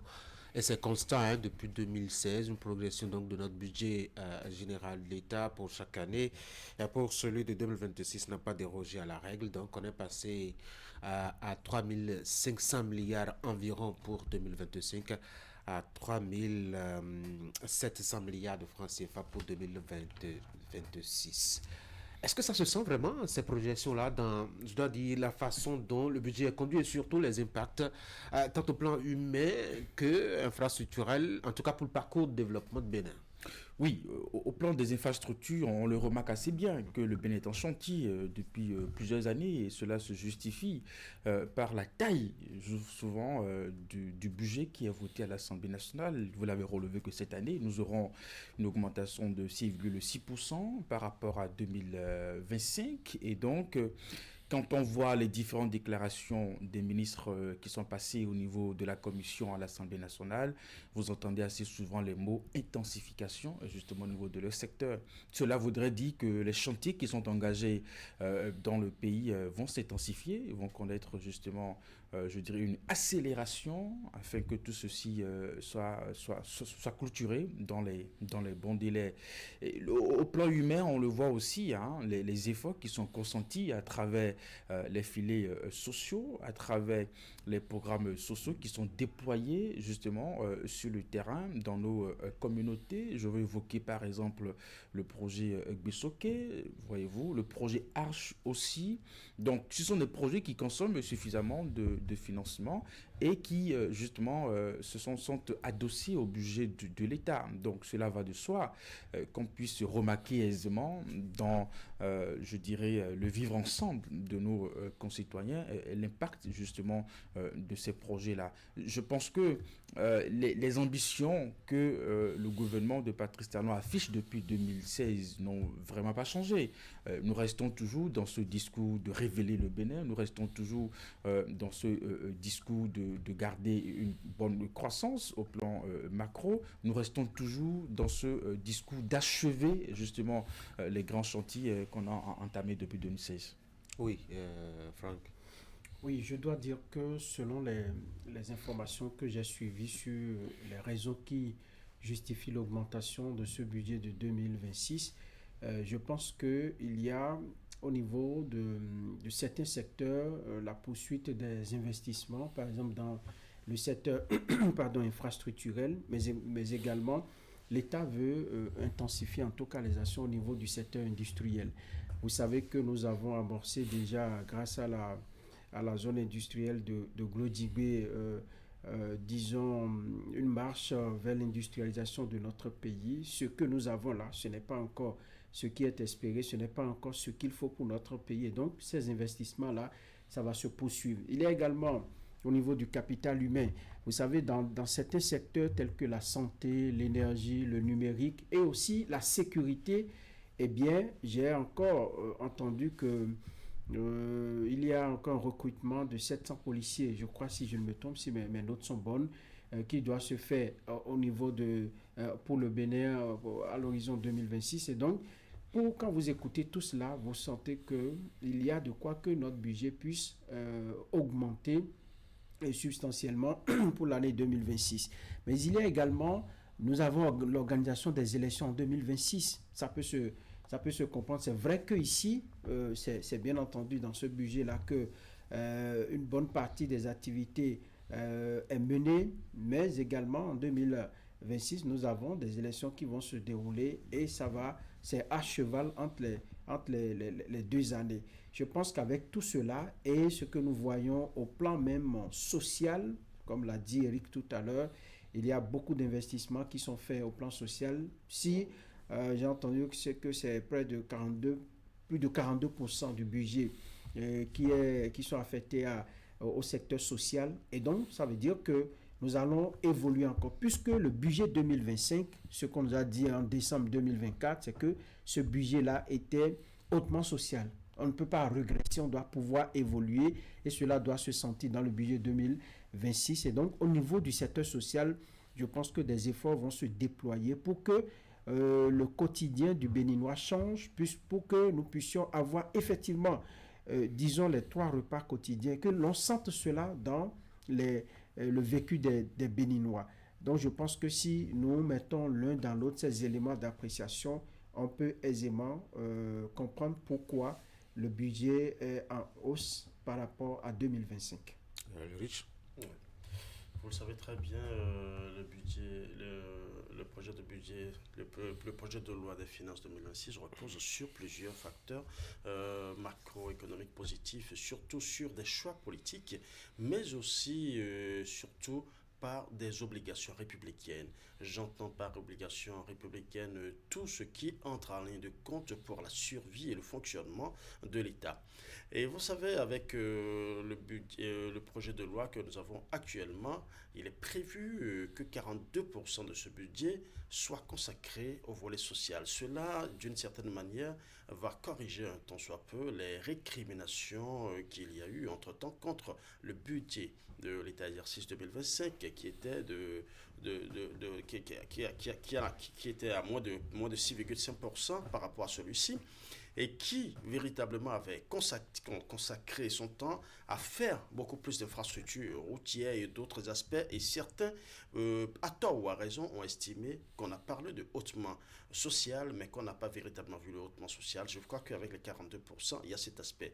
Nous sommes dans une année électorale et évidemment, ce budget doit prendre en compte tout ce qui est charge logistique et déplacement en général pour ce qui revient des élections.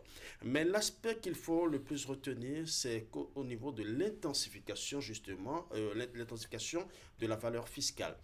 Ce n'est pas qu'il y a de nouvelles normes fiscales qui sont créées, de nouveaux impôts qui sont créés, mais plutôt un élargissement de l'assiette fiscale et surtout travailler beaucoup plus sur le civisme fiscal. Il faut savoir qu'il y a des secteurs qui échappent justement au contrôle fiscal.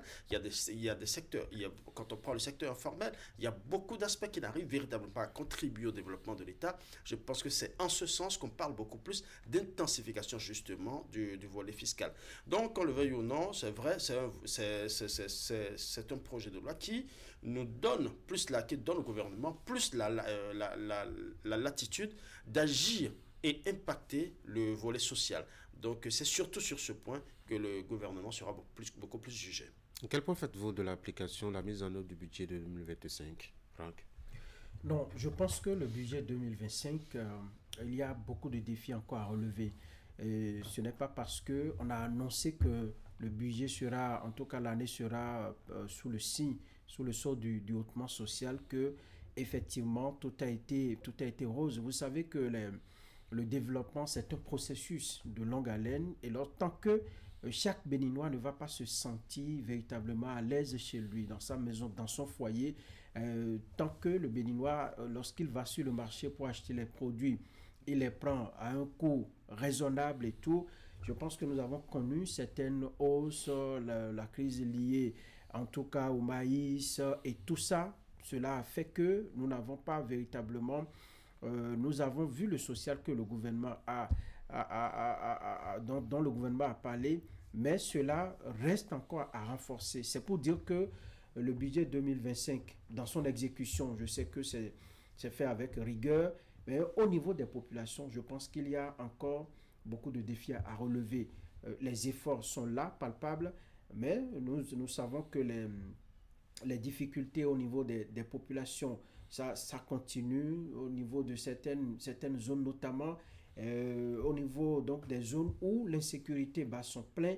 Vous savez, tant que ces questions-là ne seront pas réglées, les populations auront l'impression que rien n'est fait, parce que vous ne pouvez pas aller vaquer à vos préoccupations, vous ne pouvez pas vous déplacer comme vous voulez, vous avez la peur au ventre et tout. Donc quand vous prenez ces éléments, on peut dire qu'il reste beaucoup d'efforts à faire. Mais ce qui est fait est appréciable et l'on doit poursuivre dans ce sens. C'est pourquoi le budget 2026, lorsque vous entendez qu'il y a une augmentation, que nous passons désormais à 3 milliards et 700 millions, je pense que, ou bien 3 700 milliards, pardon, 3 700 milliards, cela rassure que les défis que nous avons notés dans l'exécution du budget 2025, on doit pouvoir les relever avec cette augmentation. Mais tout est dans la conduite de la politique économique de l'État, tout est dans la conduite de comment nous faisons pour amorcer les chocs qui interviennent. En faisant par exemple cette prévision, on ne peut pas imaginer peut-être qu'en 2026, qu'il y ait un élément nouveau qui vienne un peu bousculer les habitudes ou les prévisions budgétaires. Mais je pense que pour un pays qui aspire au développement, un pays qui veut se hisser à un certain niveau, on doit pouvoir prendre ces précautions-là afin de ne pas être surpris. On doit anticiper pour ne pas être surpris, pouvoir, disons, gérer toutes ces crises-là lorsqu'elles surviennent. Donc pour moi, c'est que il y a encore des efforts à faire pour rendre le Béninois plus heureux.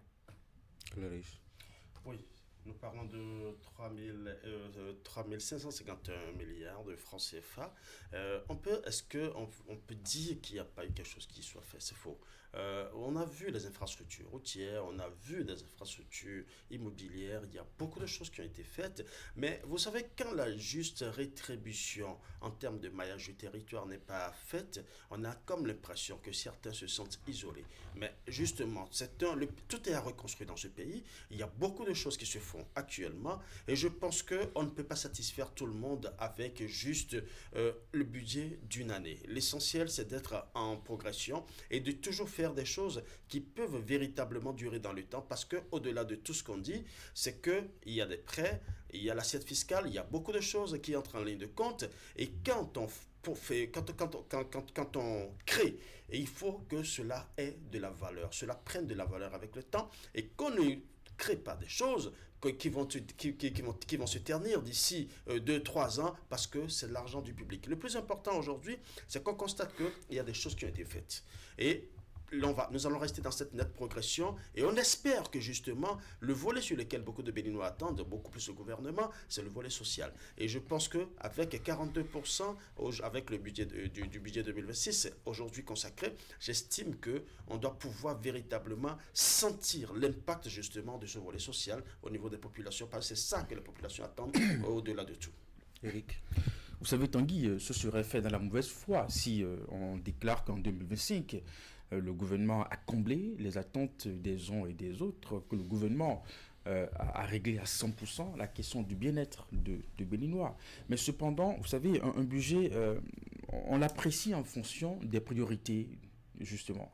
Et nous savons que le gouvernement a identifié ses priorités et n'a jamais manqué de mener des actions à chaque budget dans ces secteurs-là, notamment l'eau, Nous savons que cette année, par exemple, le gouvernement a réglé ce problème dans des localités qui, pendant plusieurs années, sont identifiées comme étant des environnements à risque. Je pense à nos concitoyens de Glazoué, de Dassa, de Savet, de Savalou. Cette année, l'État a parachevé ce barrage qui permet justement à toutes ces zones-là d'avoir accès à l'eau potable. On a fait ça. L'électricité aujourd'hui, le niveau de pénétration a évolué. Et je pense que quand on quitte là, on vient dans l'éducation, on a intensifié le programme alimentaire au niveau des écoles. Entre 2024 à 2025, on sait que le taux a augmenté, voyez-vous. La santé, c'est une priorité pour le gouvernement d'améliorer la qualité des soins pour les Béninois et de construire aussi des infrastructures sanitaires pour les Béninois. Le cas de Chic, on l'a évoqué, on ne va pas revenir là-dessus. Et donc, quand vous voyez dans l'ensemble de ces secteurs, eh bien, cette année, on a pas mal évolué. Et c'est pour ça qu'en 2026, l'État parle d'intensification. L'État parle d'accélération dans ce budget qui sera donc sans doute voté à l'Assemblée nationale et va permettre à cette transition entre le gouvernement qui va finir, le gouvernement qui va s'installer, à pouvoir avoir les moyens justement de continuer cette dynamique-là. Ce qui est sûr et certain, pour la majorité des Béninois, il y a des bons qui ont été faits, qu'il faut conserver et qu'il faut justement amener les différentes autorités à améliorer et puis à continuer.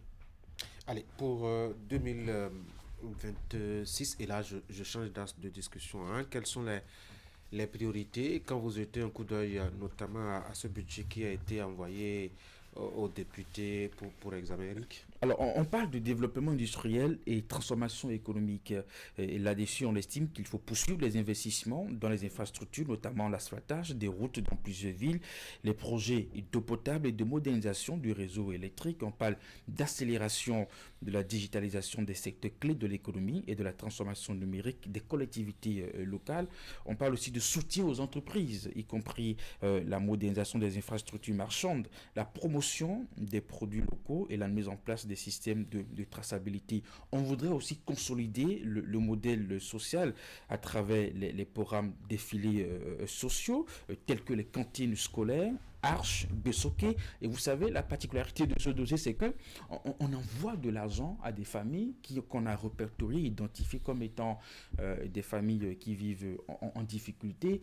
C'est assez symbolique, en tout cas, d'insister là-dessus. Vous savez, quand on a fini de garder l'équilibre de notre croissance économique à un taux relativement abordable et qu'un citoyen reçoit dans son téléphone l'aide de l'État, ça veut dire beaucoup de choses. Donc, on voudrait aussi consolider cela et améliorer l'accès aux services essentiels, notamment la santé, l'eau, l'électricité et puis justement la santé maternelle.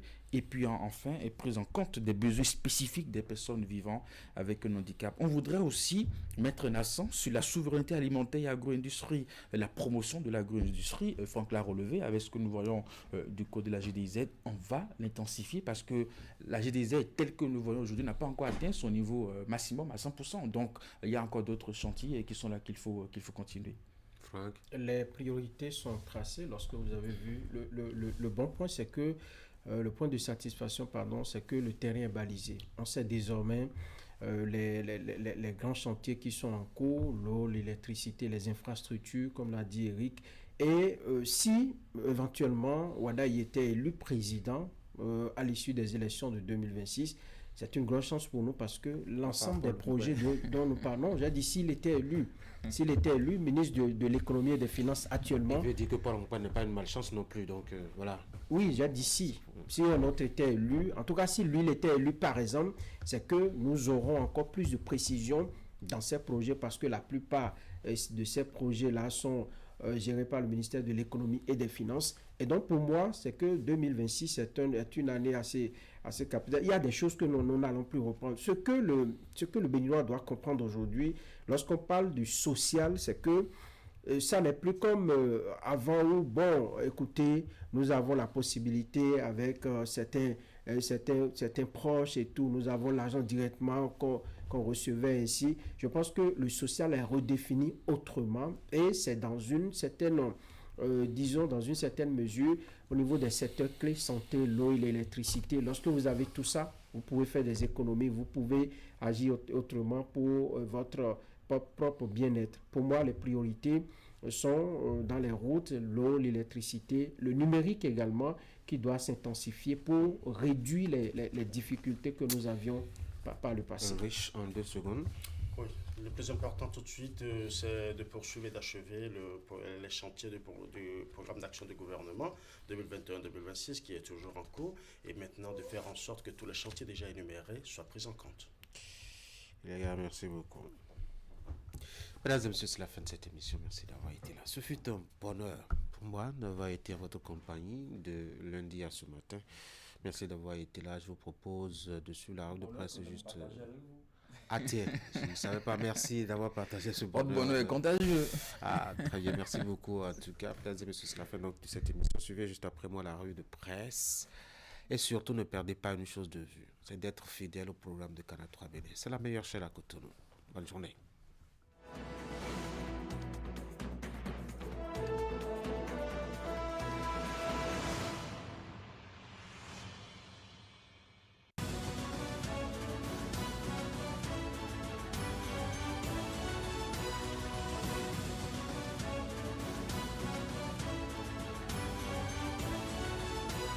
Mesdames et messieurs, bonjour.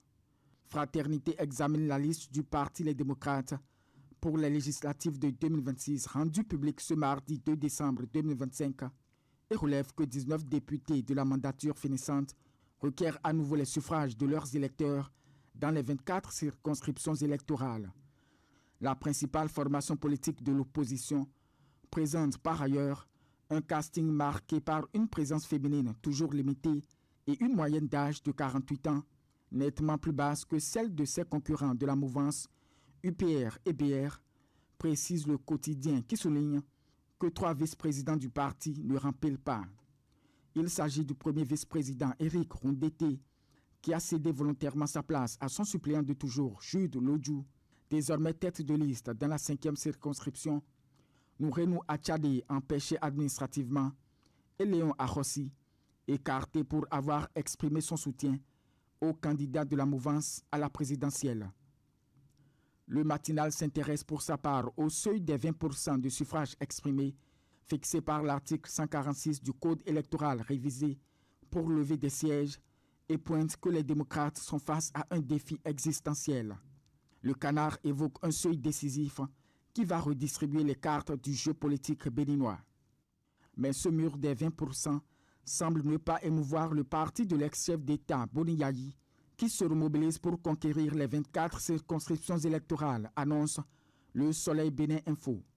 Les démocrates promettent une campagne active dans tout le pays, commente le quotidien, qui rappelle que le parti a déjà indiqué qu'il se présentera seul, sans alliance ni coalition, et qu'il défendra une idée d'opposition libre et indépendante. Loin de toute bataille électorale, le ministère de la Santé a procédé ce mardi 2 décembre 2025 au Collège Père-au-Pied de Cotonou au lancement officiel de la campagne nationale de vaccination contre le virus du papillome humain HPV, informe la presse du jour. Cette initiative, qui se déroule du 1er au 7 décembre 2025, s'inscrit dans une dynamique préventive majeure visant à protéger les jeunes filles âgées de 9 à 14 ans contre le cancer du col de l'utérus en intégrant ce vaccin au programme élargi de vaccination. Pendant ce temps, le président de l'Assemblée nationale reçoit la visite d'une délégation parlementaire française conduite par Christian Baptiste, président du groupe d'amitié France-Bénin à l'Assemblée nationale française. L'information est rapportée par Décryptage Info, qui précise qu'au cours de l'audience tenue ce mardi 2 décembre 2025, les deux parties ont échangé sur l'éducation, la santé, l'économie et les perspectives de coopération.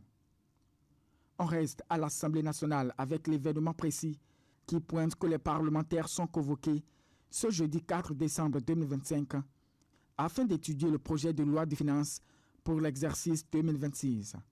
Cette séance plénière intervient après que la commission budgétaire a adopté lundi 1er décembre le rapport général des travaux budgétaires. Une seconde phase cruciale du processus parlementaire succédant à l'étape d'analyse des budgets ministériels et institutionnels. Matin Libre signale de son côté un coup de filet de la police républicaine du Borgou ayant permis l'interpellation de plus d'une soixantaine d'individus, dont 7 femmes, majoritairement de nationalité nigériane, dans la soirée du samedi 29 novembre 2025. Ils seraient impliqués dans une escroquerie en bande organisée à travers une activité illicite en ligne, connue sous le nom de CUNET. Pour terminer ce point de l'actualité, à l'université d'Abomey-Calavi, un étudiant est accusé d'avoir agressé sexuellement un garçon de 8 ans. La victime du viol serait un mendiant, selon les informations relayées par le journal des étudiants Le Héros et rapportées par Les 4 Vérités. Le garçonnet allait prendre un rendez-vous de match de football pour ses parents quand l'étudiant s'est jeté sur lui pour commettre son forfait.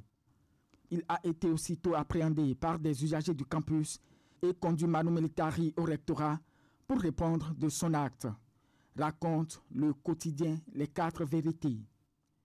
Fin de la revue de presse de ce mercredi 3 décembre 2025.